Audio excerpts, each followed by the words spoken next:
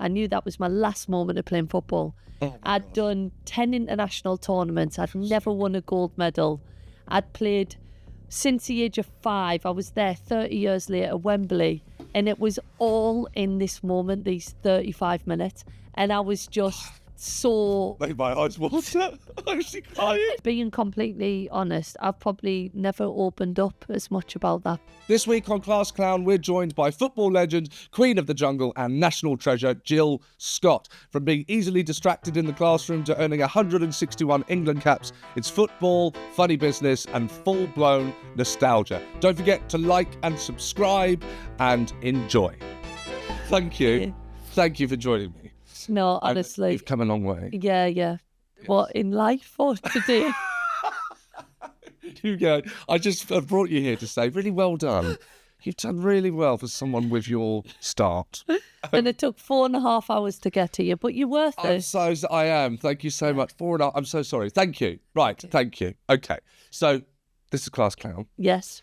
But you, I don't think, would describe yourself as a class clown. No. No. So give us, what's the naughtiest thing you then did as a kid? Did you do anything naughty? I wasn't really that naughty, but I think because I was third child in kind of having 2 older siblings, I think I kind of got a little bit more leeway. So there was like, I always think if you put rules in place, kids want to break the rules. But I think if there is no rules sometimes, you think, oh, well, it's no fun to break that rule. So I wouldn't say I was a class clown, but a lot of my report cards did say Jill will easily distract others all the time in class. What were you doing that was distracting? Because I think I would get a little bit bored at school, so then I'd try and like have a laugh with someone. Hang on a second. This is more class clown than I... Is it? I thought, oh yeah, you're disrupting the other kids, Jill. Yeah, but I thought you meant by being funny. Well, I suppose, yeah, I mean, the class clown could be interpreted, you're right. But, I mean, you were disturbing the other children. Yeah. What were you doing? You wanted to talk? Yeah, I haven't got, like, a long attention span. I think that's why I do a lot of podcasts, because they're short. Okay. But this is long form, so I'm sorry. Yeah. You're going to have to try and stay with me till the end. I'll let you into a little secret, which is now going to make us sound ridiculous. But when I played football... Yes. Obviously, you know, football's 2:45 minutes. Yes. Yeah. Well, with VAR now, it's probably not. But I used to have to go and speak to someone about concentrating for the whole game. So I used to have to think of the game in like 15-minute chunks. Yeah. It sounds really bad, but my mind would sometimes wander. And so you noticed that how long were you into your career that you noticed that? Not like, I just felt like I would be looking up at the clock and going, oh, we're on like 31 minutes or something like that. But I had to like someone does in an office job. They see a clock and they go, oh, great, done in 2 hours. Yeah. You're going like, oh, only 20 minutes left. Thank God, come around a bit. I think I was. So I think I've always had a problem with concentration. Yeah. Right. Now, obviously, in this day and age... that you might affiliate that with ADHD. Yeah. So No, I've never been tested. No. But I do think sometimes, have you got ADHD? Oh, I mean, everyone tells me I do, but I've not had an actual professional tell me. I used to, when we were in the jungle together. Yes, we were in the jungle. I thought that might come up. I used to speak to you and I'd feel like we were having a really good conversation and you'd just walk off. And I'd be like, does Seann not like me? And then you used to come back. You used to come back about 15 minutes later and you'd go, I'd just be thinking about what we were talking about. So now I've come back like with my answer. Oh, right. And I was like, but you didn't tell us that's what you were going to do. Okay. Well, I promise you to not walk off. Okay, that's today fine. in our chat. So maybe we've both got a bit of ADHD. Yes. I mean, already I feel like we've gone off on a tangent, and I've got to now try and get us back to you being distracted in class. Yes. So does that mean that did you find work difficult? Yeah, I did, unless I was like really enjoying what I was doing. So Which would be? I liked English. I liked creative writing. So if I was allowed to like come up with ideas and stuff like that. But I hope you don't mind me saying, but one of the things that I was really taken aback by in the jungle was you look like a pun master. So in the jungle, like, and you would just be able to make puns about anything. And I remember sometimes being with you and thinking, this is like being on a panel show. Like, you could just make a pun about anything. So that would go back then to you being at school, being into English, a lot of reading? Yeah, I did like kind of fun reading. But then on the flip side of that, like... I've never heard that before. What do you mean fun reading? Magazines. No, I didn't mean that, but like stories, that kind of reading where it wasn't real stuff, I suppose. But did you do like Shakespeare and stuff at school? Well, I wasn't. I was barely. I didn't pay any attention, and I was in all. I wasn't really about. Oh, okay. Yeah. So yes, that was. So that was taking place in school, but I wasn't there for it. Oh, okay. Yeah. So that was the flip side. You had obviously like creative stuff, and then you had like Shakespeare and stuff like that. And I remember for my GCSE exam, we'd been reading this book, which is Macam for book. And basically, it was a Shakespeare one. I can't even remember what it was called now. And anyway, so we'd been reading this for months because our GCSE exam was on it. And on the last day before our exam, the teacher said, right, I'm going to show you the movie version of it. So obviously, I hadn't paid attention when they were reading the pages.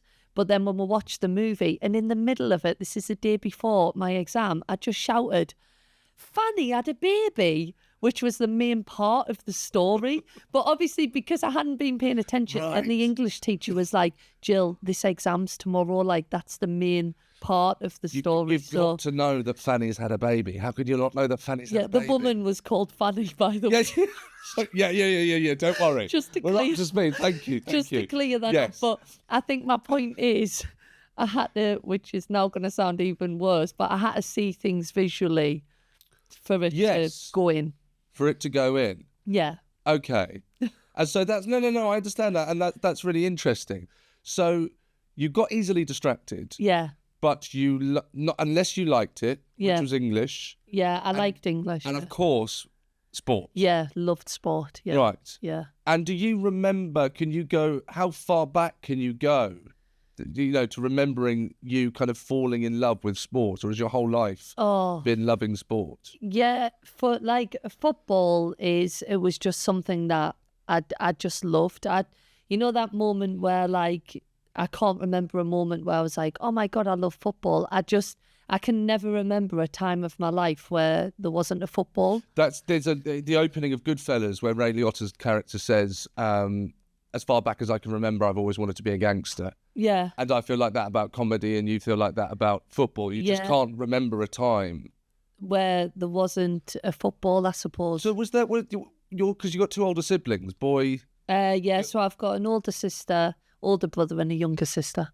And a younger sister. So were they playing football? So my brother was, and so I think when I was 5-6 years old, first going to school, my brother will have been about 9, 10. And when I think back, I do say to him, thank you, because I think for a 9-year-old to take his 5-year-old sister into the back lanes and let her play football with him and his friends. But he used to say, no, you were quite good. So we used to, but it was nice. And I think you're right. Yeah. I think that is quite unusual for a brother to do that. Yeah. For a younger sister. Because especially at that age, that's quite a big age gap when you're that young. Because usually it would be like, oh, take your younger sister with you, take her to the shops. Like, you hear that quite a lot. And it'd be like, oh, does she have to come with me? But my brother said I was quite good, so they didn't mind us joining in and playing. So I do say thank you for that. Yeah, that's very sweet. And what are the back lanes? Oh, back lanes. You said that the back lanes like I'm going, oh yeah, the back lanes. Well, I used to have little alleyways. Alleys. You couldn't play. I'm talking about tiny alleys. You couldn't play football in the alleys. You couldn't. No, not where I grew up. They were like. How wide were they?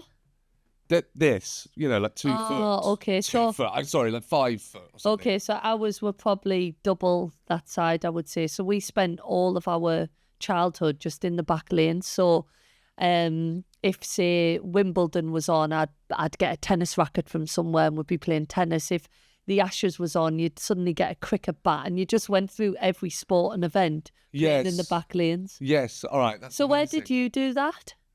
Where did I play football? Yeah. I played football at the top of the road. Oh, okay. I mean, the neighbours, the poor, when you get older and you look back and you go, those poor neighbours smashing the ball off the bus stop from basically when you left the house at like 8 a.m. until it got dark. Yeah. I feel absolutely awful. Well, I was back in Sunderland 2 days ago, and I went to the back lane where I used to live. And was this for a show?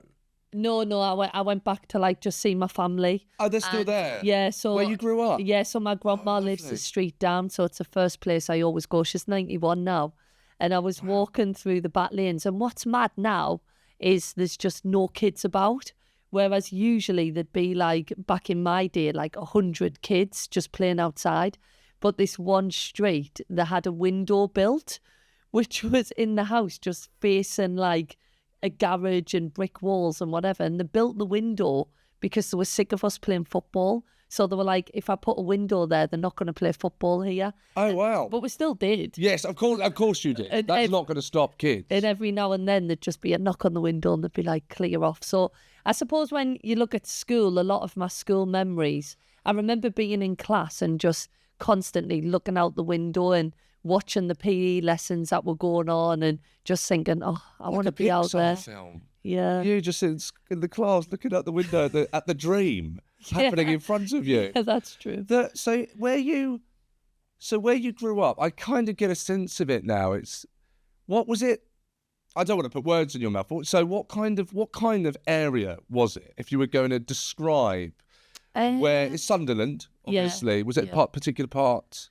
You don't have to give your address. No, well, it was called Fulwell. So we were like a 5-minute walk from the beach, which is great. Sports on the beach? Yeah, sometimes, but it was always freezing. Obviously, it still is now. It's not like the climate's changed, but you always just got this cold. Jill Scott, climate change denier. That we got our exclusive. Thank you very much. No, but the cold air off the sea. So whenever you went outside, even playing football in your street, it was just freezing. So you wouldn't really go down the beach to play football. All right. It's already interesting to me that you pointing out that you going back home and not seeing any of the kids out, that means that you being able to play out as much as you did because you didn't have the distractions that we have now, like the smartphone and the consoles that, you can play with someone at the other side of the world. Yeah. So that freedom that you said you've got from your parents, you being the third child, you've got that freedom there, so they're not kind of honing in on you all of the time. And then just all of that outside space, the back lanes, the beach, all of these places to play. That, looking back now, does that play a pivotal role in what you went on to do? Oh, 100%, 100%. And I'm so grateful for that, really.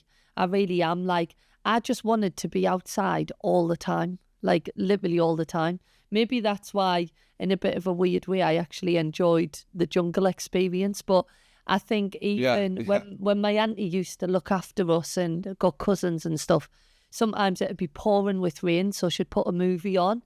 And she said I'd just be like on a swing in the back garden, just with the rain pelting down. I was like 7, 8 years old, but I didn't want to be inside. You just absolutely loved games. Yeah, I think so. Was there a sociable nature to that? Because that image you've just given us there is actually quite a lonely image. It is. Poor Jill in the rain, playing swing ball in the garden. But was there a sociable aspect of it? You found friends? Yeah, definitely. And I love being around people. People just fascinate me. They really do. And I think at school, that was kind of, especially going through senior school, because sport did take over my life. I was playing football at a high level. I played like for Sunderland women when I was 14. So that was quite young to make your debut, really. It wouldn't happen now. But then I was also... sorry, I wouldn't know that? Why would it? Well, just if you look at men's teams and stuff like that, and women's, but when people make the debut, it's usually 17, 18 would be the youngest. Okay. You know, if you think of like a Cole Palmer or something Yes. like that, or a Lauren Hemp. But yeah, I made my debut quite young, so sport got quite serious for me Right. when I was at let school. me pause you Yeah. there. Okay. Okay. So when did you get an inclination that sports, this thing you were just doing for fun, Yeah. was actually something that you then began to take seriously, or you might possibly do professionally? Probably. Well, I didn't think I could do it professionally because it was kind of a career that didn't exist. Yes. But I still had this dream of course. playing for England. But there was girls. When's that dream? When's that dream? I want to know. Probably, yeah, probably senior school, like year 8, year 9. I think when I went on a 13, 14. yeah 13, 14. You've got a dream Yeah, of yeah. playing for England. I would say, yeah. That's incredible. That's an incredibly young age to actually have that thought of, I would love to do that. I'm imagining myself doing that and then going on to do it. Yeah. Before we continue with that, I just want to ask something that I always ask. Aristotle, philosopher, has the quote, right? Give me a child until the age of 7 and I will show you the foundations of the man. So in this case, woman. Okay. Right? Do you think Aristotle sees you at 7? Do you think from that he can then make out the Jill I'm sat opposite now? What, so he thinks he can then predict how you're going to be? But basically, yeah, from what he's got there, that he can then go on and kind of say, well, look, she's like this, she's done this, she's done it. I think she can go on and do that. Maybe. When I think about myself at 7, playing in boys' teams, probably showed a lot of resilience. Got bullied for quite a bit, so I think you could probably see the resilience and determination growing.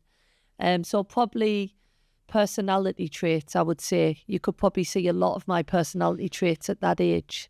The resilience, the bullying, which is, of course, it's awful to hear at that age. And I presume that bullying is for being a girl playing football. Yeah. And then is that specifically a girl playing football with boys? Yeah, because basically you'd get kind of comments saying, oh, you're a boy, you must be a boy if you play football. And I think when you're that young to be called a boy, like every time I used to walk past certain groups of people, have you ever had that at school where, there's certain groups of people would say stuff about you, or maybe there might be one or two that's going to call you a name? Mine was more getting punched. Anything. Okay. But yeah, I was more afraid of getting punched. But yes, I know. Of course, I know what you're talking about. That's horrible, yes. though. It is horrible. Like, you can feel like, obviously, physical is like really, really bad, but you can feel the energy go out of you because you can kind of like spot the bully across the room and you're like, oh, I'm going to walk past and they're going to say something. And you almost feel embarrassed, don't you? Because you're with your group of friends. But did it upset you? No, so that's a stupid question. I kept a lot of it in, I think. I kept a lot of it in. I was like, look, this is just what you want to do. And I think when I got to senior school, I had a lot of different groups of friends. So when you said to us, why was it 13, 14 that you dreamt of playing for England? Yes. I think that was the time in my life where I was like, I need to start making decisions that are going to fulfill this dream of mine. So, for example, my friends are going, do you want to come to the park? We've got a bottle of 2020 Friday night. And then I'm thinking, oh, I've got a running race tomorrow. I've got a cup final on Sunday. Would it be smart for me to do that? And then I started to make decisions that could have kind of gone one way or another. So I drank the 20. No, I didn't. So basically, I'd stay at home. I'd make sure I had my pasta. I got my sleep, and I prioritised my sport. Make sure you had your pasta. Yeah, right? my pasta. To go off that, where did that kind of decision making come from? Just that you had to make your pasta. How old are you? Like 13, 14. I had a diet at that age of purely microwave fries. Yeah. I was just, all I did is consume E numbers. I think I've got radiation. It's like Chernobyl. If you come near me. Fries to go, and they used to all be in the squares. The red. Oh my God! You remember? Yeah. And you used to put them in, and if you put it in too much, they go soggy. Yes. Right. I'm made of that. Okay. And there you are with your pasta. Like, is there? What did your what are the other kids around you, realistically, from the place you are in Sunderland? What do you think? Can you look back now and get a sense of what most people around you where you grew up went on to do? So how remarkable was it that you were kind of perhaps going to be someone that actually played football, that could dream of playing for England? How did your parents feel about that? Well, I've probably got to give a lot of credit to my mum for that time, because I think when you're like 12, 13, 14, you're not in charge of the food that's in the house and stuff like that. Yes. So you just eat what you're given, really. Yes. But I didn't realise till I got older, and my mum's still like this now. She's so super healthy. Like, I go home now and my diet it's not good at the minute compared to when I used to play football. And I'll go home, I'll have a cup of tea, I'll be like, Mum, is there any chocolate? And she's like, yeah. And I'm like, my eyes light up. I'm like, oh, I can have some chocolate. And it's like 99% dark cocoa, healthy chocolate. And I'm thinking, I just want a bar of Cadbury milk or something like that. But that's disastrous. so yeah, a bar of dairy milk. But yes, I think she's just super healthy. So she told me, I think from a young age, she'd be like, she wouldn't like drill it into us, but she'd go, if you got a game tomorrow, right, make sure you have some pasta. Or so I think the messages just started to like drip feed in a little bit. So your mum was extremely healthy when it came to eating. Did she exercise? Yeah, so she's super fit for her age. Like, she's just turned 70, and I'm not just saying that she looks about 50, but she really looks after herself. So everything in the fridge, like the butter's like 0%. Okay. Everything's light. And so I think that helped us, obviously, preparing for the Is that like a Scot trait to the whole family? No, I don't think so. I don't know where it kind of came from with her, but she's just always wanted to look after herself. That for me, quite clearly, I think, that's passed down from your mum. Yeah. You know, if she's looking after herself, she's eating healthily, and then she's cooking you the right meals so that you're ready for the game. Yeah. Would that be normal for where you grew up? Would other kids be getting these kind of healthy meals so that they would prepare for?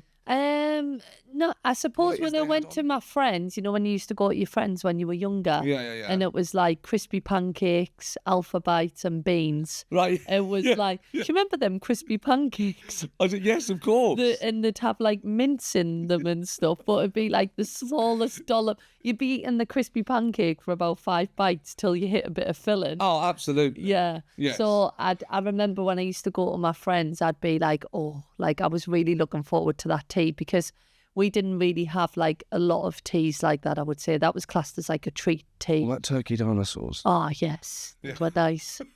Alpha bites, so, you know, after I played it... Alpha bites? What? Alpha bites? Where it's the potato letters, you know, potato smiley faces. Oh, alphabet, sorry.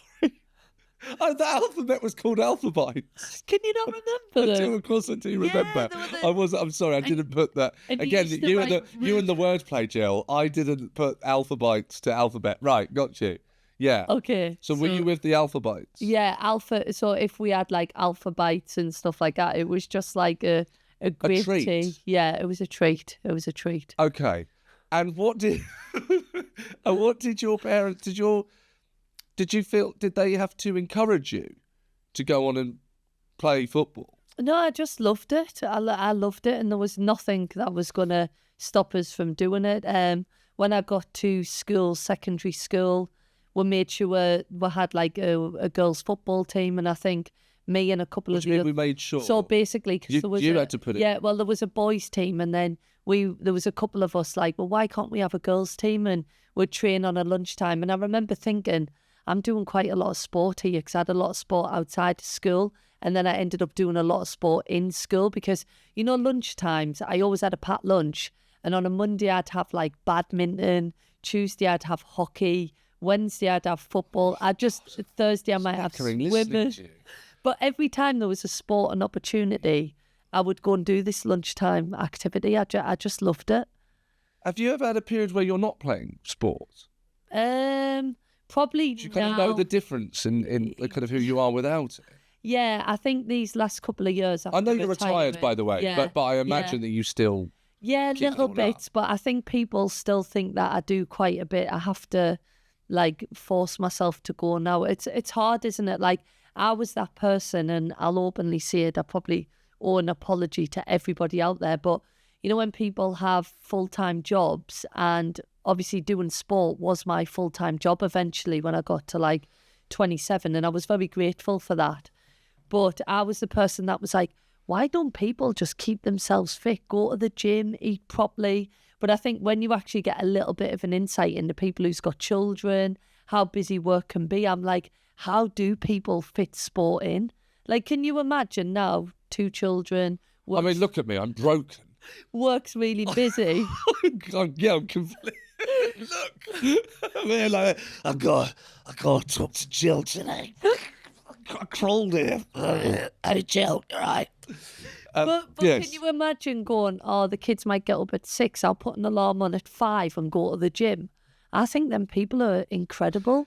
Oh, absolutely. But it sounds like your mum managed to do it. Yeah, no, she did. She did. But I totally understand what you're saying, but I'm just kind of looking for those.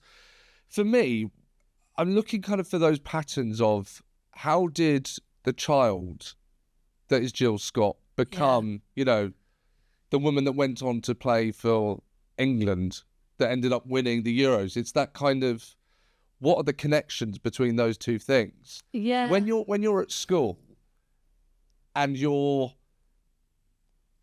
got that kind of desire to, was there a desire to be the best? I don't know if that's an embarrassing question. It might be easier asking someone to that in sport. No, I think that's a good question. I think to be the best version of myself, I think. Were you thinking like that as a teenager? I didn't want to, I was. See, I think that's I do think that's remarkable. I don't think that's normal. I never wanted to like let myself down. So I think I would be okay with, say, doing a race and being beaten if I felt like I'd give it absolutely everything I'd got. But I did have this real thing with like being the best I could be. So I think the competition was with myself. So if I missed a session on a Tuesday, I'd think, oh, I'm going to be a worse player. So I got really determined with doing everything I could to be the best I could be. But maybe not. It's the first time I've been asked that, but I think that's my answer. Well, competition with myself. Well, it's a great answer. And I think that, do you have to be incredibly competitive to be in sport? And of course, you played at the top level and went and won the Euros. Do you think it's just you have to be competitive? If you don't have that, you can't go on to achieve those heights. I was really competitive as a child, I think, like with my brother, you know, if we were playing on the computer, like I'd really want to beat him. But do you think maybe, and sorry to keep stopping you, but it's just there I go, do you think there's, looking back, and you might not have even thought of this before, or you have, having an older brother, maybe looking back, do you think maybe there's something in having that older brother and maybe wanting to beat an older brother at the computer games or whatever it is, that suddenly this natural side of competitiveness comes through in you? Yeah, I think there was definitely something to that, because I remember him keeping the ball up and he'd come in and go, oh, I've just kept the ball up for, I think it was 64. I still remember the number. And I'd go out in the back lane till I got 65. So I think there was definitely that competitiveness like that. But I think as I got older, recently, me and my partner Shelley, we went and did, you know, the Cube game show, you know, when you can go and do it as fun. Have you ever done the Cube? Philip Schofield. What? Oh, my Peter. Anyway, so we went to play this really competitive game. I can hear them laughing. You're going to have to cut that out. That's not getting cut out. What game can we say? The Cube. I think no, basically, the Cube presented by Philip Schofield. No. So basically, the Philip Schofield game that you love Philip Schofield. God. That's what you're saying, isn't it? We're cutting this out. So basically, me and my partner Shelley. Yeah, big. Oh yeah, because she loves Schofield. Yeah, go on. Yeah, I remember. We went to play like a life-size game of Monopoly. And basically, right. I realised Jimmy that... Savile loved Monopoly. Sorry, go on. Come on, get rid of Seann. Basically, what Go We on. were playing this really competitive game together, and I realised like she's a lot more competitive than me now. So I think my competitiveness was more when I played football now, but I played in World Cup games, you're playing for England. I think I wanted to give the best performance I could, not to let the rest of the team down. Now, if I'm doing individual stuff, I'm like, if I get beat, I got beat. But maybe that's come with age a little bit. Fascinating. Yeah. Well, speaking of competitiveness, Yeah. obviously there is the famous moment, I'm sure you're not sick of talking about it, with you losing your cool, shall we say, in the final of the Euros, where you absolutely lose it. Do we know what you said? Are we allowed to see it? Yeah, definitely. F off, you effing prick. And I've now got it tattooed on my side. You don't? I'm blaming Ramesh for that, off League of Their Own. I thought it would be really good content. So when we were doing the going through the show and we had Mary Earps coming on, I was like, I'm going to go and get a tattoo because she swore in the World Cup after me. So I was going to go, Mary, I've gone one better, look, and had the abbreviations tattooed on my side. So we did it all. Ramesh was like, at the end, you didn't get it done really, did you? It's just pen. I'm like, no, I got it done. And he's like, really? They didn't even put it in the edit of the show. It didn't go in the edit. No, I didn't make the edit. Oh so my I'm God. just stuck with this terrible tattoo. So yeah, so So that's in our edit. You got the no, well, no, that's the passion. But that obviously we never saw that much from you on the pitch, and we've certainly not seen it since. But was that there when you were a kid? No, I think I was very, very competitive, like in terms of I would really kick the boys that I was playing against, and if I got pushed or whatever, I'd come back at them twice as hard. So I think there was a little bit of that. But you know what? Throughout my career, I think I only got 2 red cards, which isn't too bad. One was it was classed as a headbutt, but it wasn't a headbutt. It was Definitely like a headbutt. it was just a coming together. Oh, the little touch thing, and they went down. Yeah. Oh, okay. Yeah. And if I came towards you with my head, Yeah. you would probably react. It's just a reaction. Oh, I would. So I would absolutely. Oh, yeah. What were you trying to get me to say, Jill? Are you trying to get me to say on camera that I would nut you back? no, but I think If I came up to you would. If I came up to you, you would headbutt me back, wouldn't you, Sean? Yes. Let's put that on camera. Seann Walsh says he would headbutt Jill Scott in confrontation. I would be the headline. Yeah. But basically, what I'm trying to say is, like, I think I was quite calm, really. Okay. Like, So that really was just the kind of stage, the final. It all got to you in the moment. Wow, I kind of think that makes it even more special. But can you imagine a moment like it's really hard to explain it. Like this moment, I came on the pitch for 35 minutes because I did the last 5 minutes of the game, then 30 minutes extra time. You're making my heart race. So I was on the pitch for 35 minutes. I knew in my heart I was going to retire. I knew that was my last moment of playing football. I'd done 10 international tournaments. I'd never won a gold medal. I'd played since the age of 5. I was there 30 years later at Wembley. And it was all in this moment, these 35 minutes. And I was just so... Made my eyes water. I was crying. I should have done a speech. But Oh my God. it was like everything was just in that moment. So yeah, I lost my head a little bit, but I kind of get why. That was I feel sick of butterflies. I've never heard you say it like that. No, I don't think I've ever said it like that. Oh my God. That was, honestly, that was like Rocky, or even better, Mighty Ducks, in my opinion. I love Mighty Ducks. I used to play ice hockey. Obviously. Of course you did. Charlie Conway. Wow. Yeah. Bloody hell. That was amazing. I feel so inspired. Like I want to go and win the Women's Euros. Gig and make everyone howl. Yes. Yeah. Hello everyone, Seann Walsh here. Sorry to interrupt. I'm coming actually from Newcastle train station. Just to say that the response to Class Clown has been absolutely amazing. Thank you so much. The messages mean so much. We want to keep doing it. By we, I mean me and my friend, the producer, Adam. All I ask is that you just hit subscribe on YouTube or wherever you're getting this. And that will allow us to keep on going at Class Clown. Anyway, I'll let you get back to the show. Thank you so much, and lots of love. Ta-da, bye. That bonding with a team that I don't really understand, you know, and what I do is so very singular. Yeah, I do feel sorry for you in that. Like, you just go to shows and then you're in a car on your own. Like, it is quite lonely, isn't it? Can we put some sad music over that, please? And we just slowly zoom in on me. You're on your own, and it's raining, and you've got a Ginster's pasty. Eating your microwavable French fries. Exactly, yeah.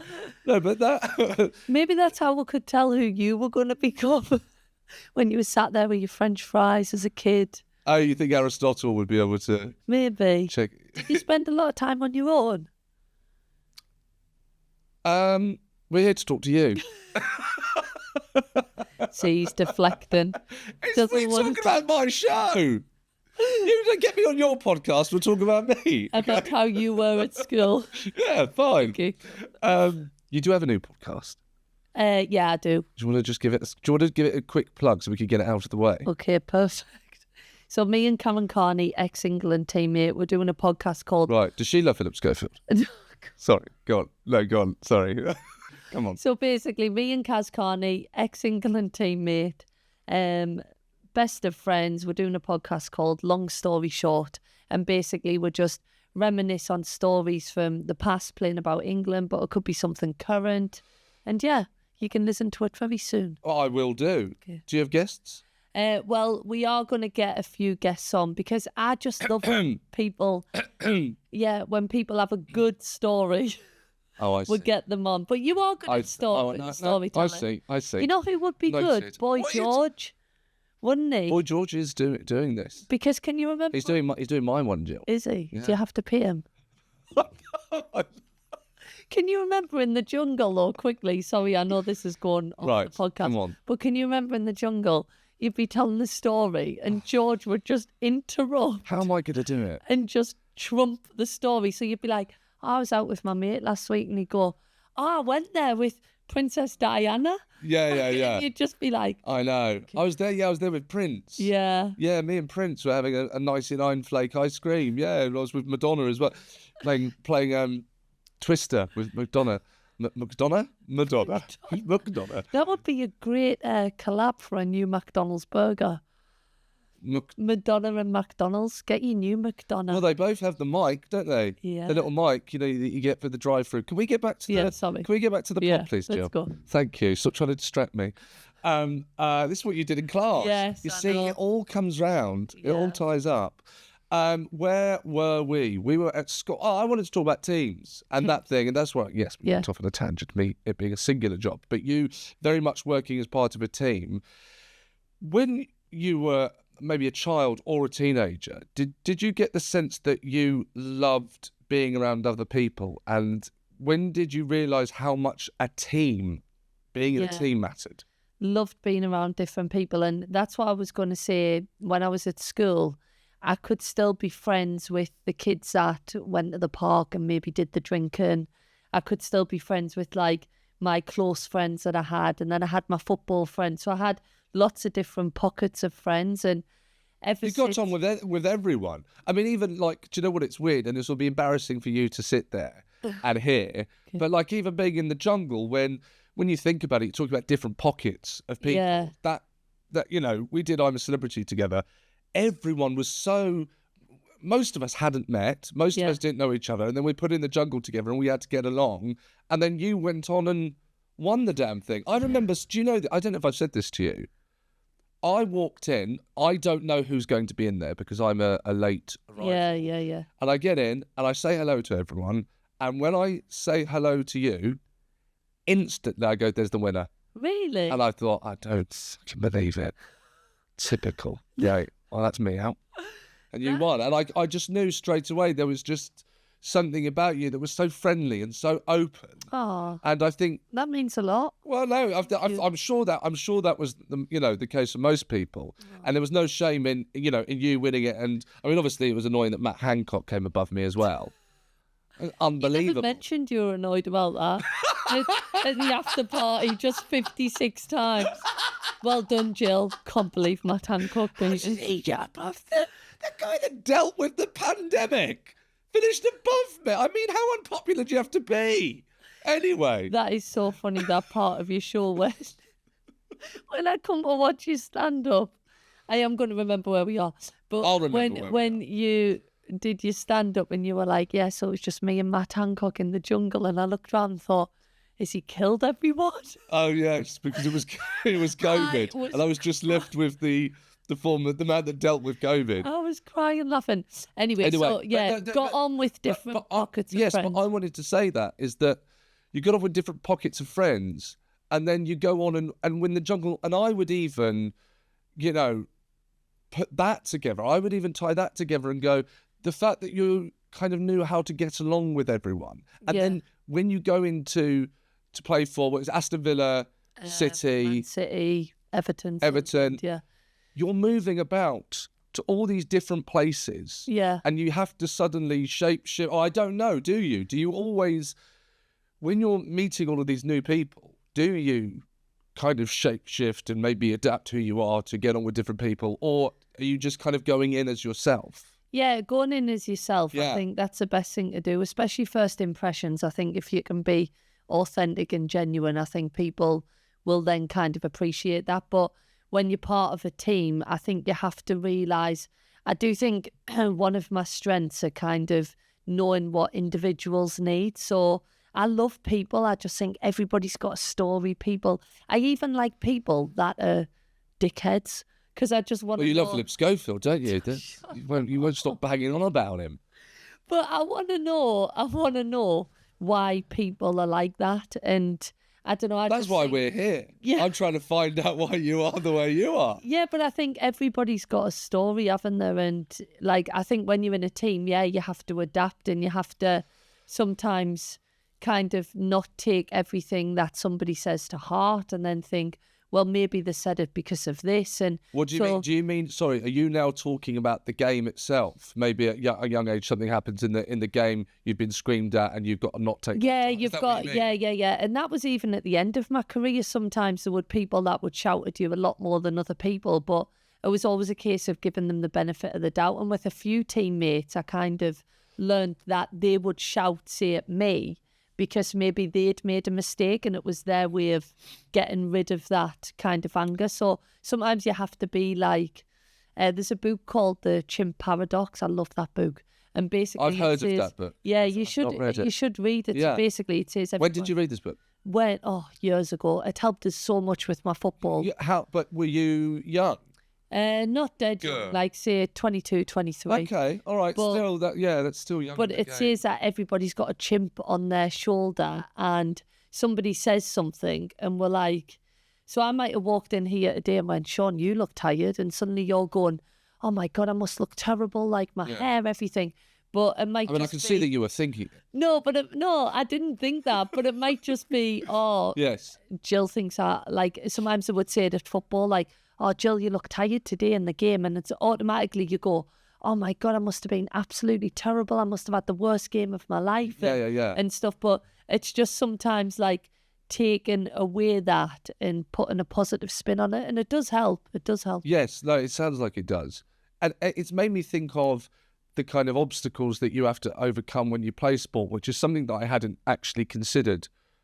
But like before coming in to talk to you now, which is because obviously when we think about you, we think about, I've got it written down here, my little notepad, okay, right, which you'll know, 161 caps for England. Obviously, I mentioned it several times, you won the Euros. But you have an MBE.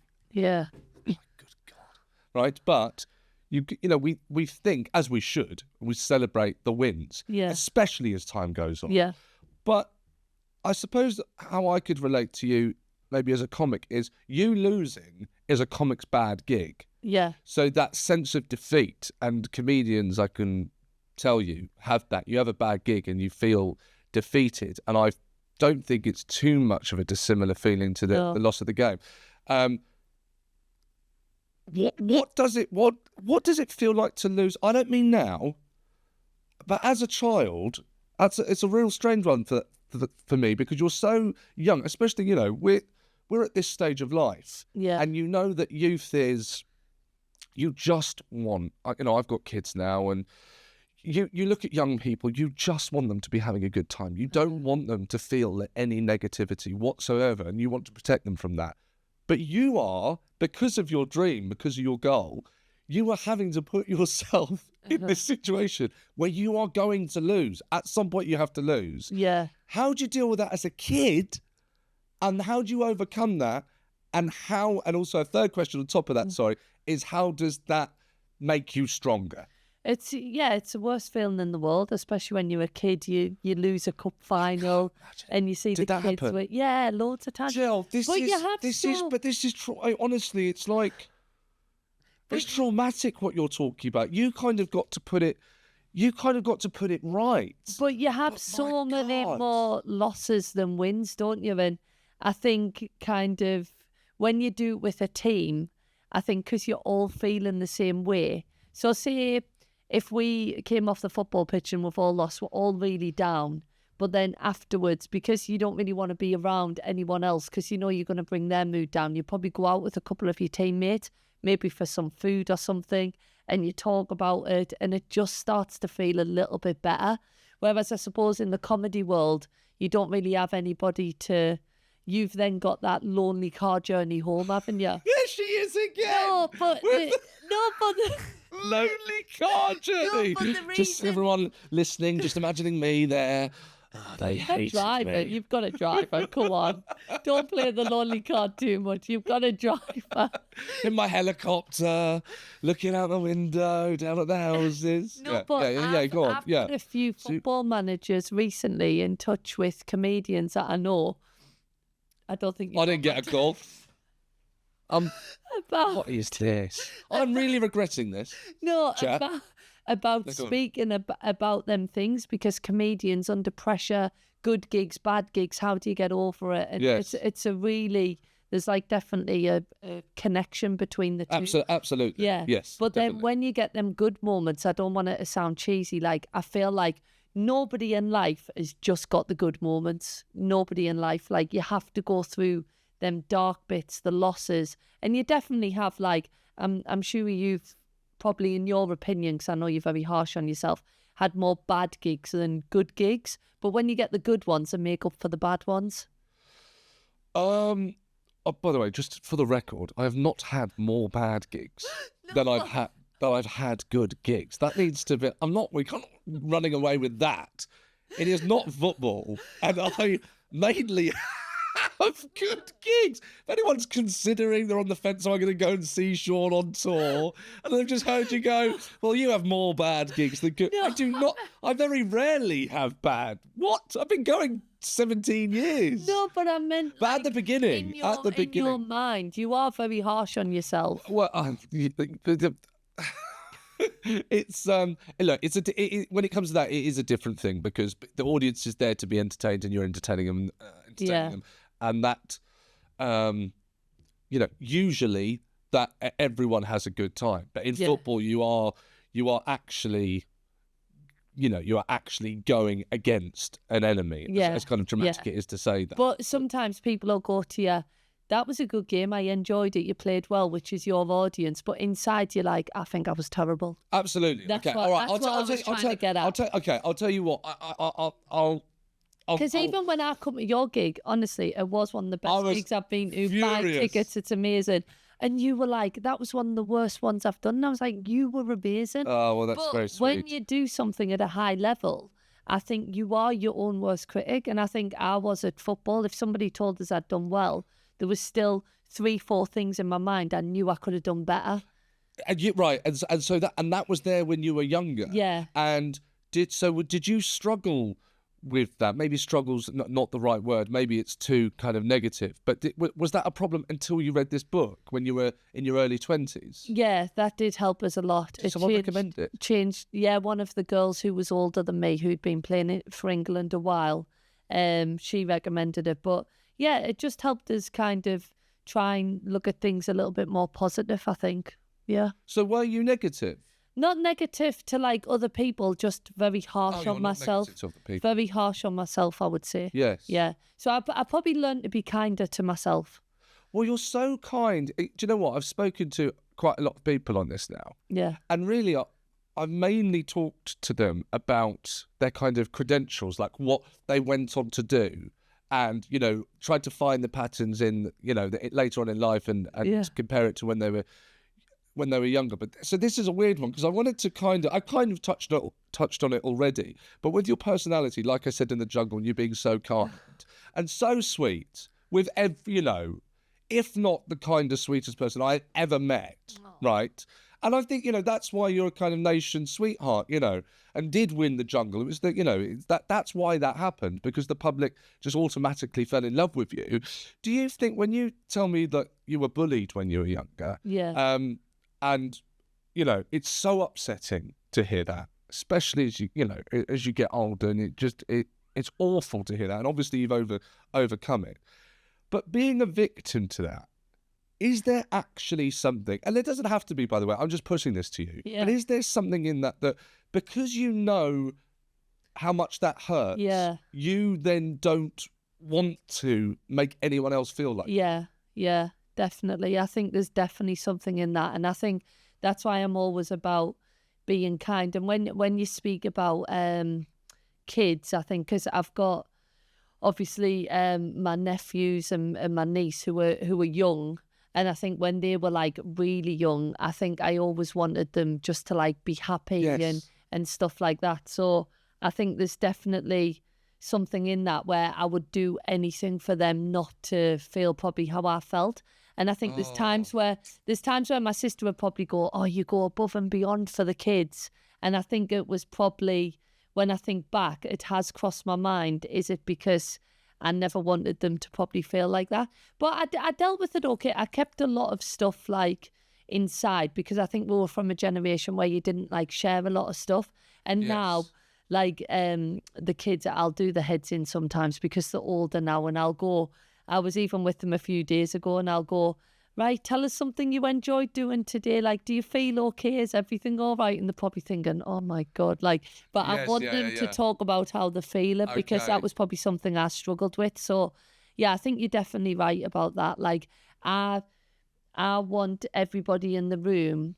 I can literally be in a room, and if everybody's having a good time, I can just be sat there, and that'll make me happy. Like, I do get my happiness from other people being happy. And when you're giving me compliments, I'm really uncomfortable with that. I know. I can't take compliments like very well at all. Like, it's nice to hear, but I just want to kind of give you one, but like give you a compliment. Please do, for goodness sake. No, I know. No, I'm kidding. It's it's lovely, and I know that's I know that makes you embarrassed, but I wanted to say it because I mean it, and of course you won the jungle, so this is good therapy for me. Thank you. People have said this is a bit like therapy. Good. You should be a therapist. You think? As well as a comedian. I'm not telling you to change jobs. The chimp is going, "She wants you to quit comedy. Yeah. She wants you to be a therapist. She thinks you'll be better at that." Yes, okay. Well, listen, look, just quickly, because we've not got long left. So a couple of things. Is there a period, it might even be injury or something, I don't know your injury record, but is there a period where you look back, when you were younger, when you were a child or a teenager, is there a point in your life where you actually felt furthest away from going on to do what you did and become a footballer? Was there a point where that actually might have not felt plausible? Yeah, I think when I got selected for like an England camp when I was younger, and I just wasn't good enough. I really wasn't good enough. And I do speak about that point in my life a lot. I was 14, and obviously I'd been doing well like within like the northeast of football. Yes, but then you open it up to the whole country, and you're like, wow, there's some very good players in the whole country. So I think I went back, and maybe it was a bit of a reality check. Like, my disappointment was, I'm never going to be able to do this. But it was like, wait a minute, Jill, this is where you're at, and this is where you need to get to. I'd been opened up to this whole other standard of football. Yeah. So I think that's the point. And I had good people around us. I had a coach called Alan Snowden, who was at Sunderland at the time, and he used to, like, I used to spend like quite a bit of time with him when we were going to football. And he never told us, he never said, I'd say to him, "Oh, I'm so disappointed I didn't make that England squad." And he never said to us, "Yeah, you should be there. You should be there. I can't believe they didn't pick you. You should be there." He was just like, "Right, you need to do this. You need to do this. You need to work harder." And I think that was the bit where sometimes you can have people, and usually it's family members, like you don't get selected for a game and you're disappointed and they go, oh, well, they only got beat because they didn't put you on the pitch. Like, they don't know what they're talking about, but they're just trying to make you feel better. But I think having somebody around me at that time who was realistic, I would say, really helped us. Oh, okay. That's very interesting. Yeah. So you do think it's really important what people say to you when you're younger? Yeah. It really kind of leaves a mark.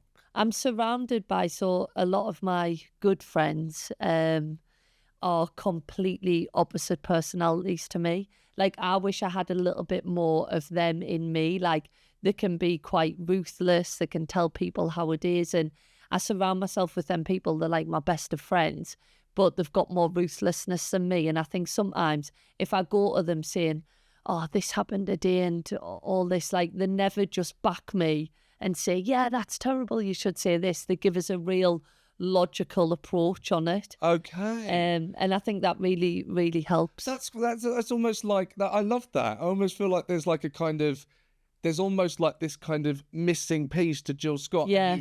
But you filled it. Yeah. With supportive people around you that filled that hole with what it needs to be filled with. Yeah. That's amazing. Because I might go to, like, Demi Stokes is one of my best friends. She's still playing football now. She's at Newcastle. She was part of the Euros winning squad. And sometimes, you know, when you just need a little bit of a moan about your partner. So I'll be like, and Shelley did this and she did this. And I'm definitely in the right. Like, she was in the wrong. And then she'll turn around and go, no, I can see that from Shelley's point of view. And I'm like, oh, you know, when you just want somebody. Oh, I cut those people out. Do you? Oh, anyone gives me someone else's, gets on someone else's side, they're gone. See you later. Oh, they might have had a point, Seann. Right, well, I'm never talking to you again. And this is why he has the lonely car journeys. Oh, that's perfect.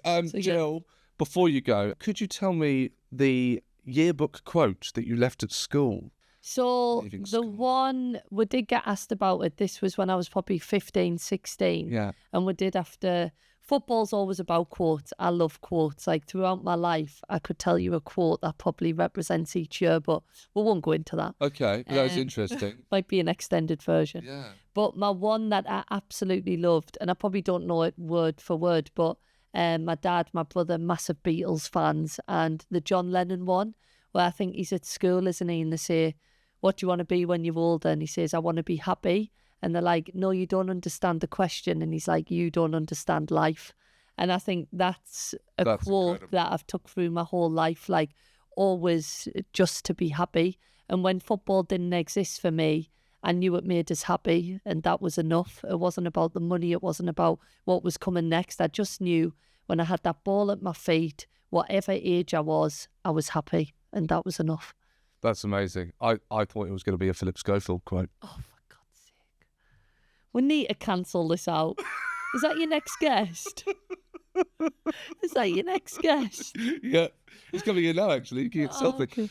Okay. Jill, thank you so much. I've loved that. That was so interesting, and of course funny. I hope I at least made you think of a few things that you hadn't kind of considered. No, I've really enjoyed that. Honestly, being completely honest, I've probably never opened up as much about that, because I don't think I've ever reflected on my time at school. But when you're saying things, I can see myself there. I can tell you how I was feeling. Oh, it's wonderful. I felt like that was really helpful. Thank you. I do feel like a therapist now. Thank you. If you could just leave, I've got another patient outside. Yeah. Thank you very much. The only thing I thought was a bit weird was when you asked us to come in my school uniform. That is not right. That out. The wonderful Jill Scott there. Fantastic chat. I thoroughly enjoyed that. I think that she went to places that she hadn't been before. And, we all know that famous moment where she loses it in the Euro final. But to hear her tell that, the way she did, I don't know what it was like listening to that or watching that at home. But, oh, my God, goosebumps. Had to really hold the tears back. Some got out. That was, if I had that when I was younger, that would have been my Rocky go-to, to hear that. That would get you pumped for anything. That was absolutely amazing.